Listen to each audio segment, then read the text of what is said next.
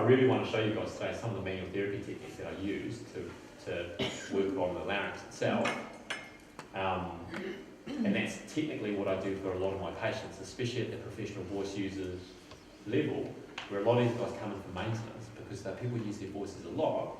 And if you use that elite marathon runner analogy, marathon runners go into sports massages to make sure that they've got good mechanical flexibility.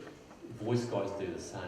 And in London and Christchurch, I see guys periodically in and around rehearsal schedules and around performance schedules because they quite like to just keep things loosened off and make sure that there's nothing in the system that could be putting pressure.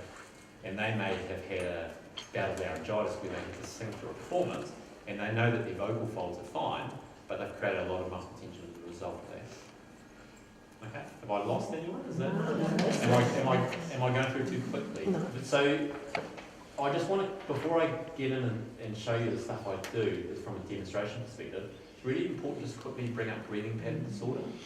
I've got a colleague of mine who is up in Auckland, Diana Bradley, and she's a physiotherapist who specialises in respiratory physiotherapy.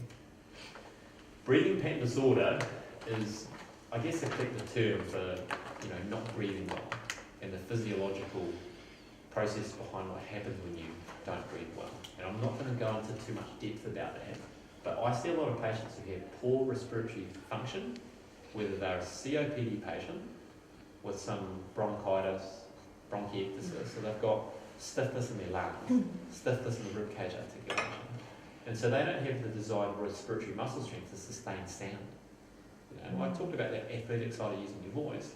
You've got to be able to sustain what you're throwing in it, and if they're really stiff ribcage wise, well, they don't have good diaphragmatic awareness or unable to do that through inhibition to their back because their back's tight for any reason, then it makes it harder to get voice out. So as a concept, just really briefly bring out breathing pattern disorder because there is a subset of guys that see that this is relatively undiagnosed.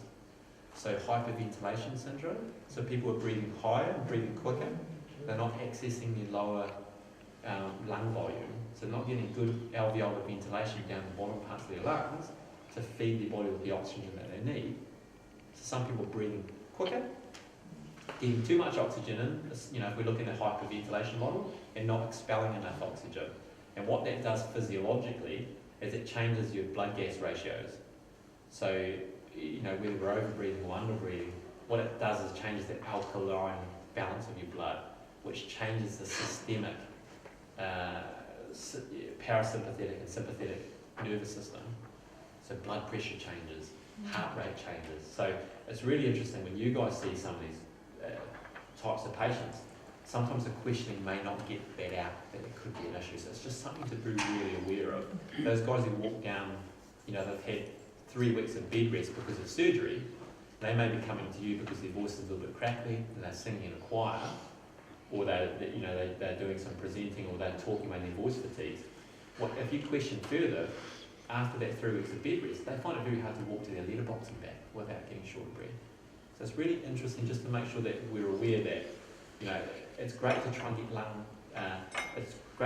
get voice function out of these guys, but if they don't have the capacity to get it to start off with, it may compromise what you're doing long term.